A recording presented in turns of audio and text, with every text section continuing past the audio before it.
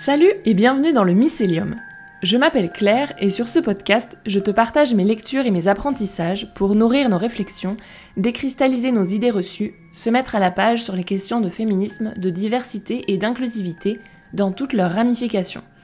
À chaque fois, je te propose de suivre un nouveau filament du Mycélium pour voir où il nous mène. C'est parti pour l'épisode du jour. Dans l'épisode précédent, on a fait un peu le point sur des concepts comme le sexe, le genre, l'intersexuation, l'essentialisation ou encore la socialisation. Et donc maintenant, sur ces bases solides, on va enfin parler des différents grands courants du féminisme. De leurs points de divergence, de leurs points de convergence, tout ça. Donc pour commencer, quelques remarques préliminaires. Nous allons donc parler de féminisme, mais pas au singulier, plutôt au pluriel. Parce que le féminisme n'est pas monolithique, il faut bien le comprendre. Il y a des grosses différences, on peut être d'accord avec certaines choses et pas d'autres. Il y a aussi des points de vue complètement inconciliables. Bref, on est loin de l'idée simpliste qu'on peut lire parfois. On peut aussi avoir un point de vue qui évolue dans le temps, en fonction de son éducation, au gré des rencontres, des lectures et des prises de conscience. Pour te dire, rien qu'en écrivant cet épisode, j'ai encore affiné ma réflexion sur le sujet, en lisant, en demandant leur avis à d'autres personnes, etc.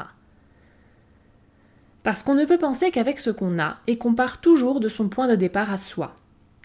Donc il ne faut pas copier bêtement sur la voisine sans comprendre en pensant avoir la bonne réponse. Au fond, je dirais que le seul vrai problème se pose quand on pense déjà tout savoir. Et comme je dis souvent, pense bien ce que tu veux, mais assure-toi que c'est bien toi qui penses, que tu as envisagé différentes options et pas juste englouti un plat préparé made in system. Pour ça, on va passer en revue plein d'ingrédients qui sont à ta disposition. Donc je voulais commencer par la question « Qu'est-ce que le féminisme ?» Et rien que là, c'est compliqué de donner une réponse simple. Certaines te répondront que le féminisme, c'est lutter pour l'égalité entre les femmes et les hommes. C'est, il me semble, la définition la plus communément admise. Mais déjà, personnellement, j'ai toujours préféré l'équité à l'égalité, je trouve ça plus juste. Et quid du spectre du genre dans cette définition binaire ? L'égalité de quelles femmes avec quels hommes d'ailleurs ? Sur quels critères on juge qu'il faut de l'égalité ? Ouais, quand on s'y intéresse, c'est beaucoup plus complexe et plus intéressant que ça. Personnellement, quand je parle de féminisme, j'aime bien mettre en avant la notion de choix. Lutter pour que chaque personne puisse choisir ce qui lui convient le mieux et pour que la société permette la concrétisation de ses choix. Par exemple, choisir de se marier ou non, de coucher ou non en toute sécurité, d'être parent au foyer ou pas, d'avoir des enfants ou pas, avec qui on veut, d'exprimer son genre comme on veut, de marcher dans la rue, là encore toujours en toute sécurité. On pourrait aussi mettre en avant ce fait complètement radical de considérer les femmes comme des êtres humains à part entière. Rien que ça, c'est pas gagné pour tout le monde. Une autre définition que j'aime beaucoup, c'est celle que donne Titiou Lecoq dans Le couple et l'argent, je cite. En réalité, le féminisme n'est pas une opinion.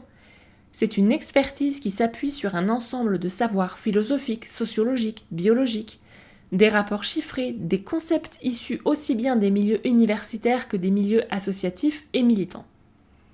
Cette définition, ça casse bien le côté idéologie hystérique et trop politique qui raconte n'importe quoi, souvent mis en avant par les antiféministes ne sachant pas trop de quoi elles parlent. Et si tu demandais à une autre féministe, elle te donnera sûrement encore une autre définition. Donc tu l'as compris, il n'y a pas une définition unanime. En même temps, sinon il n'y aurait pas besoin de faire un épisode. Il y a aussi plein de subtilités, on n'est pas non plus obligé de souscrire à 100% à un courant ou à un autre, se tatouer une étiquette sur le front, etc. Dernière remarque pour la route, c'est pas grave de pas être d'accord sur tout. C'est aussi ok de se dire « je sais pas trop là » ou « je manque d'informations pour me positionner », tant que derrière on va creuser.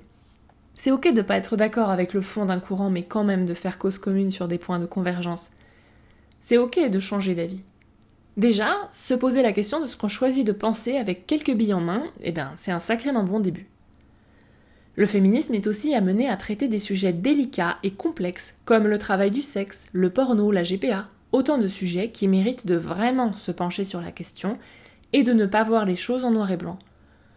Comme toujours, il est important d'écouter les différents points de vue et arguments, et au premier chef ceux des personnes concernées, avant de se faire un avis bien tranché. Pour présenter les différents grands courants, j'ai choisi de les diviser en 2 grandes catégories. La première concerne les approches individualistes.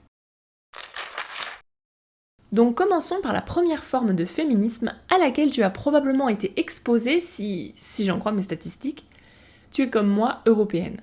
C'est le féminisme libéral que je vais rapprocher du féminisme blanc bourgeois parce qu'il partage selon moi des problèmes assez similaires. Oui, en toute transparence, ce n'est pas le courant dans lequel je me reconnais. Mais, par contre, je suppose que quand j'étais, entre guillemets, passivement féministe sans trop creuser, c'est le courant auquel j'ai souscrit au début. J'ai l'impression que toutes les féministes que je connais ont commencé par une phase « je ne suis pas féministe, je suis égalitariste » avant de faire évoluer leur opinion. C'est souvent par là qu'on commence, surtout si on est blanche, ça on va y revenir. Le féminisme libéral, donc, qu'est-ce que c'est ? On l'appelle aussi féministe égalitariste, et il vise donc surtout l'égalité au travail, en politique, etc. Il met l'accent sur les réformes et sur l'éducation. C'est le courant qui a pignon sur rue politiquement.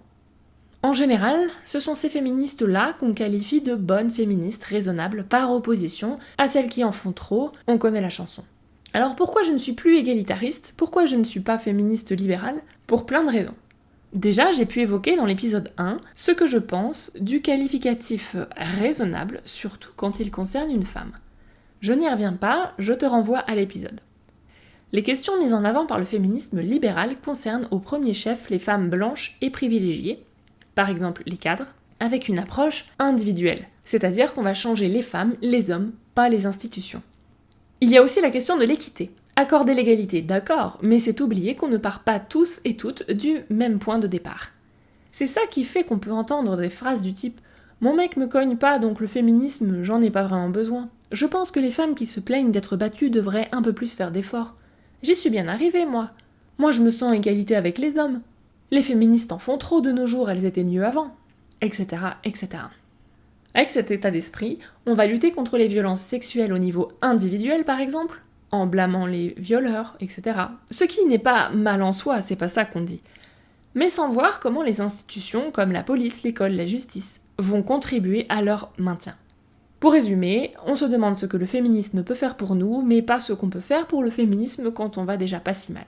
L'un des défauts de cette approche, c'est qu'elle oublie la question de la classe, mais aussi de la race, du handicap, etc. Toutes les formes de discrimination autres que le genre qui se cumulent.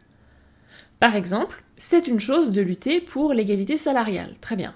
Mais ça ne va pas régler le problème des emplois précaires, partiels, mal payés, des secteurs du soin, de l'entretien, etc., qui sont majoritairement attribués à des femmes précaires racisées dont les conditions matérielles n'ont rien à voir avec un poste de cadre. Comme le dit un slogan, le féminisme sans lutte des classes, c'est du développement personnel. Exemple concret, le roman Tête haute illustre bien, je trouve, les travers du féminisme bourgeois. Autant Irina, une bourgeoise parisienne, est touchante dans sa relation avec Carole, son enfant, autant elle est absolument détestable avec les bonnes, issues de milieux défavorisés. Dans le contexte du roman, elles viennent de la campagne bretonne. En bref, sa sororité s'arrête à sa classe sociale. Cette vision du féminisme se rapproche aussi du féminisme civilisationnel, qui estime que c'est en Europe, en Occident de manière générale, qu'on sait ce qu'est, entre guillemets, le vrai féminisme. Ce qui implique, par exemple, de dévoiler les femmes musulmanes sans vraiment leur demander leur avis, en estimant que si elles veulent porter le voile, c'est forcément qu'elles se trompent, qu'elles sont opprimées, etc. Le féminisme revêt alors une mission civilisatrice qui est impérialiste et raciste. L'autre critique de cette vision du féminisme, c'est qu'elle est facilement récupérable par l'extrême droite. On parle alors de fémonationalisme, qui là n'a plus grand-chose à voir avec le féminisme pour le coup. Le féminisme est alors vide de sa substance et instrumentalisé, toujours à des fins racistes et impérialistes. Pensez par exemple aux femmes mises en avant par les partis d'extrême droite ces dernières années. C'est pas parce que ces partis sont subitement devenus féministes, pas du tout. Parce que c'est ça au fond le reproche qui est fait à cette vision du féminisme. Elle reste capitaliste. Elle ne remet pas le système en question. Le but, c'est d'avoir le droit de jouer au même jeu du pouvoir que les hommes, selon les mêmes règles qu'eux, pas de renverser la table ou de proposer de jouer à un autre jeu. Je vais ranger ici aussi la figure de la girl boss, une expression qui désigne les femmes qui s'imposent dans le monde des affaires masculin. Le souci de la girl boss, déjà, c'est qu'elle reste une exception dans un monde masculin. Accessoirement, on ne parle pas de boy boss pour parler d'un entrepreneur. Ni de woman boss d'ailleurs, on est une girl, quel que soit notre âge. Sauf si on devient une mompreneur, mais là c'est un tout autre débat. Mais surtout, on ne compte plus les récits de girl boss qui sont finalement aussi toxiques que leurs homologues masculins. Le but reste surtout d'exploiter les autres, de jouer le jeu du business, pas de changer les règles. Ce qui en plus entretient le mythe des femmes qui se cassent les pattes entre elles, comme on en parlait dans l'épisode 5. Le féminisme libéral, c'est un féminisme light. C'est le capitalisme qui se défend. Et quand le capitalisme ne peut pas étouffer complètement une idée, c'est bien connu, il l'intègre en la vidant de sa radicalité. Dernière précision sur le terme féminisme blanc ou blanc bourgeois, on l'appelle ainsi parce qu'il puise ses racines en Europe, c'est-à-dire qu'on peut être blanche sans y souscrire. Ainsi, par exemple, dans l'épisode 7, des grèves ouvrières de 1925, qui ont été suivies par des élections municipales au cours desquelles le PCF a présenté des femmes qui, on le rappelle, n'avaient pas le droit de vote à l'époque, cette décision s'expliquait entre autres par une volonté de doubler les associations de suffragettes, les suffragettes qui étaient un mouvement bourgeois et pas ouvrier. On en revient toujours à cette idée, tous les mouvements féministes ne sont pas à mettre dans le même panier. Là, je veux faire un petit aparté avec un mouvement un peu particulier, mais qui a féministe dans son nom, donc c'est pour ça que j'en parle. Il s'agit des TERF. C'est un acronyme anglais qui signifie Trans Exclusionary Radical Feminist, soit littéralement des féministes radicales excluant des trans. Qu'on soit bien d'accord, je préfère préciser, je ne partage pas du tout ce point de vue. Typiquement, les TERF considèrent donc les femmes trans comme des hommes, par essentialisme, parce qu'il y aurait une essence masculine et une essence féminine très binaire et bien tranchée. Et si je t'ai perdu en route, je t'invite à réécouter l'épisode précédent. Ce mouvement dit souvent lutter contre les hommes, et en tout cas contre les personnes qu'elle considère comme des hommes. Et donc on en revient toujours à cette histoire d'essentialisation. Je ne pense pas qu'on lutte contre les hommes en soi, on lutte contre le patriarcat. Et bien sûr les hommes qui le défendent, mais aussi les femmes. Parce que si on se laisse aveugler par la misandrie sans une réflexion plus poussée derrière, on peut en arriver, comme ici, à lutter contre les hommes, ou ce qu'on perçoit comme tel, sans lutter contre le patriarcat. Parce que comme la priorité de ce mouvement est de lutter contre les personnes trans, il y a même des alliances, notamment économiques, avec l'extrême droite, ce qui favorise des points de vue conservateurs pouvant aller jusqu'à l'antisémitisme. Et donc bon, quand l'extrême droite t'applaudit des deux mains... Bref. Je vais enchaîner avec un petit point sur la misandrie. Je ne suis pas misandre, j'ai des amis hommes. C'est une petite boutade, j'étais beaucoup trop fière de mon titre. La misandrie, c'est une idée construite en miroir de la misogynie pour décrire le rejet des hommes. Mais ce serait une erreur d'en faire des équivalents. La misogynie est un système qui tue, alors que la misandrie ne fait que froisser des sensibilités. Ce n'est pas une opinion que je partage, mais contrairement aux catégories précédentes, j'irai pas non plus mettre toute mon énergie contre ça. Déjà parce que, comme on l'a vu, ce n'est ni un système, ni dangereux en soi, en dehors de toute autre idéologie. Mais aussi parce que ça peut être rigolo et même cathartique quand c'est fait dans une optique de défouloir. Mais, pourquoi je ne suis pas misandre alors ? Eh bien, parce que c'est essentialisant aussi. Il y a des mecs qui souscrivent au féminisme, il y a des femmes patriarcales, j'emprunte l'expression à Bell Hooks. On parle aussi de misogynie intériorisée. Pour l'expliquer simplement, je ne sais plus où j'ai entendu cette analogie, mais on peut être une femme et être sexiste, tout comme on peut se donner à soi-même un coup de poing dans le nez et se faire mal quand même. Pardon, mais j'ai l'image et ça me fait rire à chaque fois. Il faut trouver une voie de réconciliation, construire la paix ensemble, pas demander aux hommes de devenir des femmes ou l'inverse, ou que sais-je. Ceci étant dit, il ne s'agit pas, mais absolument pas, d'excuser les hommes qui profitent du système et de leurs privilèges, qui le revendiquent fièrement, et qui s'étonnent bizarrement ensuite qu'on leur tombe dessus, qui sont quand même vachement nombreux. Ça, par contre, oui, c'est ça qu'on veut éradiquer, pas se faire des colliers de noix pour le fun. Ce qui m'amène au point suivant, qui n'a un rapport que très lointain avec le féminisme, mais puisqu'on est dans les précisions. Le pendant de la misandrie, c'est peut-être ce hashtag antiféministe qui est pénible au plus haut point, hashtag not all men. Soit littéralement, pas tous les hommes. Un argument souvent utilisé pour couper court à un débat. La mauvaise foi, on aime, c'est tellement plus facile. C'est le point zéro du manque d'arguments et de compréhension du sujet. Mais bon, puisque nous sommes là pour préciser, précisons. Quand on râle sur les hommes, oui, c'est vrai, c'est une généralisation. Mais on râle sur les hommes qui profitent du système patriarcal et de leurs privilèges, qui font du mal, qui profitent tranquillement sans se poser de questions ou sans se remettre en question. D'ailleurs, c'est marrant, mais ce sont eux qui balancent les réponses du type « pas tous les hommes » et qui veulent un cookie dès qu'ils se comportent juste comme des êtres humains décents avec des femmes. Rappelons que ce n'est pas parce que ton voisin, lui, se comporte correctement que ça te donne le droit d'abuser en te cachant derrière lui avec ce hashtag. Parce que oui, pas tous les hommes, je suis d'accord. Mais quand même beaucoup. Et d'un autre côté, c'est marrant, mais les hommes qui essayent vraiment de faire de leur mieux sincèrement, ils prennent pas les généralisations pour eux. Ils ne se sentent pas obligés de préciser qu'ils ne sont pas concernés. Et ils ne passent pas leur temps à tirer la couverture à eux. Du coup, tu ne les remarques peut-être pas. Pourtant, ils existent. D'ailleurs, c'est un discours qu'on pourrait copier-coller quand on parle de racisme et qu'on n'entend pas tous les blancs. C'est la même dynamique. Donc, suggestion, à la prochaine généralisation qui vous défrise, au lieu d'être dans la réaction et la défensive, observez et écoutez. Parce que, généralement, le problème dépasse largement votre simple personne. D'ailleurs, c'est tout l'objet de la deuxième grande approche du féminisme, et c'est celle-là à laquelle je souscris en toute transparence toujours, c'est l'approche qui voit les problèmes de façon systémique. Car tout comme le racisme n'est pas le seul fait de quelques personnes malveillantes, ignorantes ou mal élevées, le sexisme c'est pareil. Pour continuer dans les analogies fantaisistes, le féminisme c'est comme le jardinage. Tu peux pas juste enlever 3 chardons en surface et balancer une poignée de graines. Il faut déraciner et préparer le terrain en profondeur pour que ça prenne. C'est pour ça qu'on parle souvent de féminisme radical, c'est-à-dire qu'il veut arracher les problèmes à la racine, en luttant donc contre le patriarcat, le système de domination sous-jacent. Pour la faire courte, le patriarcat, c'est un système dans lequel le pouvoir et l'autorité reviennent aux hommes. Il s'agit, en plus des autres combats, de s'intéresser aux stéréotypes, à la socialisation genrée, etc. Parmi les courants qui s'en rapprochent, ou qui abordent le problème sous un angle légèrement différent, et même souvent complémentaire, on peut par exemple citer l'anarcha-féminisme, qui donc découle de l'idéologie anarchiste, et non pas anarchique, faut pas confondre, qui s'attaque à toutes les hiérarchies sociales dont le patriarcat fait partie. L'angle de la lutte des classes est aussi très important ici.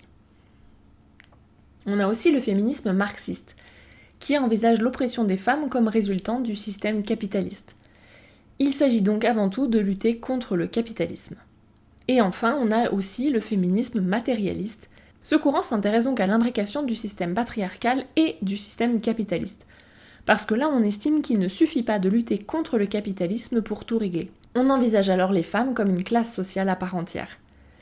Le courant matérialiste accorde une grande importance aux conditions matérielles, comme son nom l'indique, c'est-à-dire les privilèges ou leur absence. Donc ça, les quelques courants que je viens de citer, ce sont des mouvements féministes qui sont les plus répandus en Europe.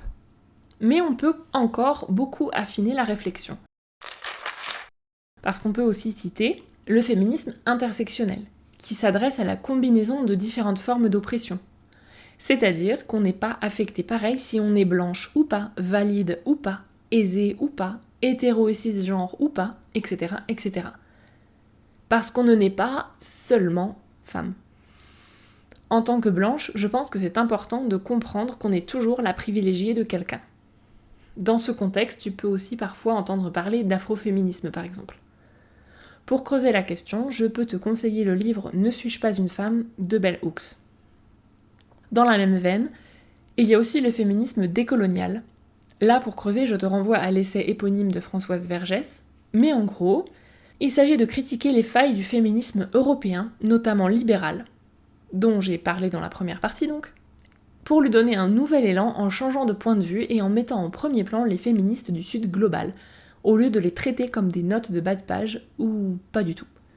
Donc quelques caractéristiques de ces mouvements: la lutte contre les violences policières et la militarisation, contre la justice carcérale et punitive, contre l'appropriation culturelle, les reprises par le capitalisme, l'eurocentrisme, etc. C'est un mouvement qui inclut les personnes trans, tout le spectre du genre, les travailleuses et travailleurs du sexe, et ainsi de suite. On a aussi le féminisme queer, qui s'oppose à l'hétéronormativité, à ce qu'on appelle l'hégémonie hétérosexuelle. Pour le dire simplement, c'est le fait qu'on juge les gens hétérosexuels, cisgenres, binaires, etc. par défaut et qu'on ne laisse pas de place pour autre chose. Ce mouvement critique aussi l'essentialisme, la binarité de genre, etc. Et le dernier courant dont je veux parler aujourd'hui, c'est l'écoféminisme. Là encore, tout le monde ne sera pas à 100% d'accord sur sa définition, mais en gros, c'est un terme et un concept qui mélange les pensées féministes et écologistes. Une pensée qui découle d'une idée dont on a déjà pu parler ici. Il y a un parallèle entre la domination des hommes sur la nature et sur les femmes. L'écoféminisme se veut donc une réponse à ça. Donc on ne se contente pas de repenser le système patriarcal, mais aussi tout notre rapport à la nature et au vivant, dans une approche intersectionnelle qui là dépasse le simple humanisme. Pourquoi ? Eh bien parce que les femmes, et encore plus les femmes non occidentales, souffrent beaucoup plus du changement climatique, des catastrophes naturelles, etc. Pour le dire simplement, elles souffrent comme tout le monde, et elles souffrent en plus. Typiquement, hausse des violences sexuelles, manque de sanitaires adaptés, etc. Selon la culture, en cas d'alerte par exemple au tsunami, elles sont moins bien informées, ou bien elles ne savent pas nager, ce qui les rend plus vulnérables. Voilà pour ce tour d'horizon qui rappelle dans les grandes lignes les différents courants féministes. J'espère que ça t'aidera à mieux te positionner, affiner tes réflexions, éveiller ta curiosité, et à minima, à mieux comprendre de quoi je parle quand je parle de féminisme radical, systémique ou intersectionnel, ou quand je suis critique à l'égard du féminisme libéral. Sur ce, je te dis à la prochaine fois.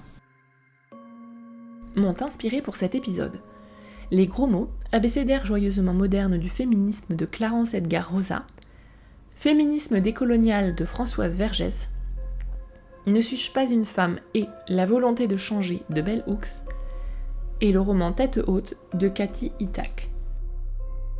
Voilà pour l'épisode du jour. Si tu as des questions, des suggestions ou envie de papoter, on peut discuter sur Instagram ou par email. Ce podcast est réalisé bénévolement, donc tu peux le soutenir en faisant un don sur Tipeee si tu peux te le permettre. Ça m'aidera à couvrir mes coûts, oui, acheter des livres et des croquettes pour mes 5 chats. Et sinon, si ce podcast te plaît, tu peux le soutenir en l'envoyant dans les étoiles, 5 de préférence, et en le faisant voyager autour de toi. Merci beaucoup!